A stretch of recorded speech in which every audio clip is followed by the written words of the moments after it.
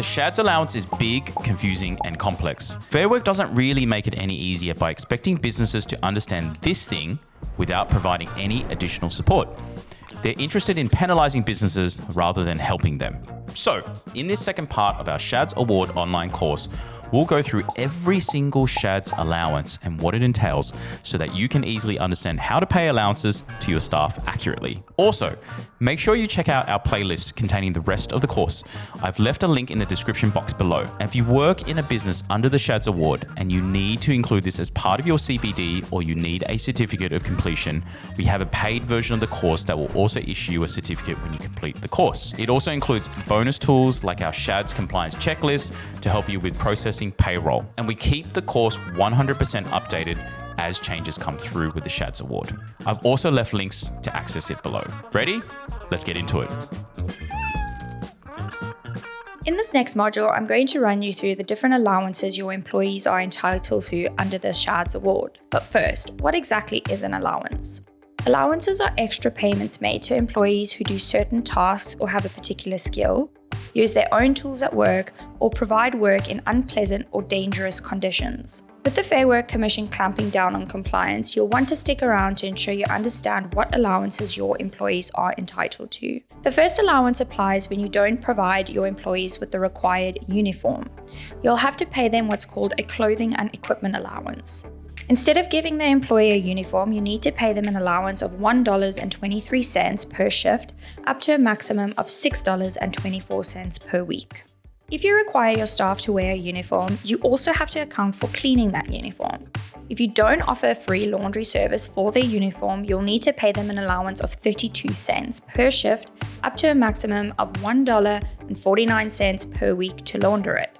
Now, if you don't supply a uniform and an employee's clothing is soiled in the course of duty, they'll be entitled to a laundry allowance too of 32 cents per shift. There are, however, certain conditions. First, the employee must advise the employer of the soiling as soon as possible and, if required, provide evidence.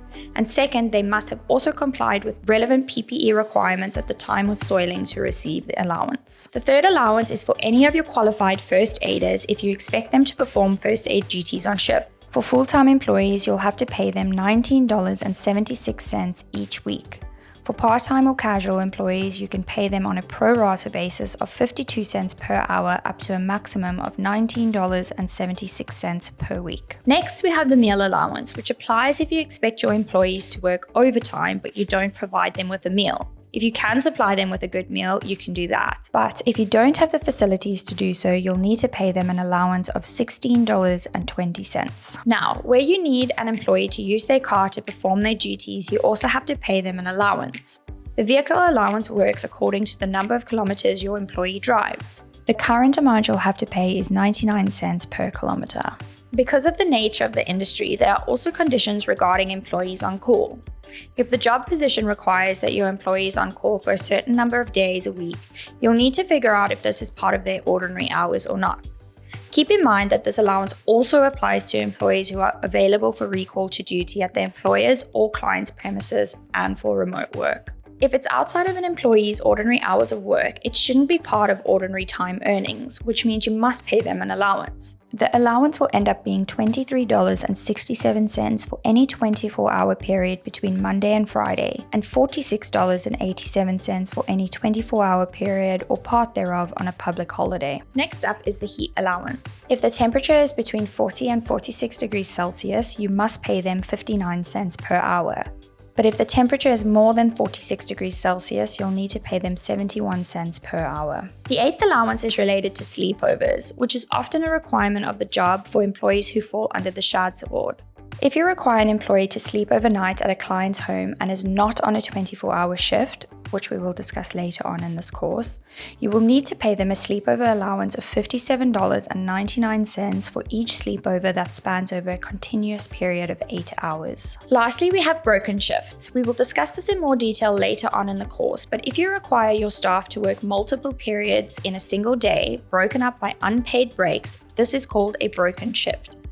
In instances where you have employees that work broken shifts, you'll need to pay them an allowance depending on how many unpaid breaks they have. If it's one unpaid break, you must pay them $20.21 per broken shift. If it's 2 unpaid breaks, you must pay them $26.63 per broken shift. So those are all the allowances you'll need to pay your employees where applicable. In the next module, we're going to look at the different types of shifts your employees may work and what your obligations are in relation to those shifts.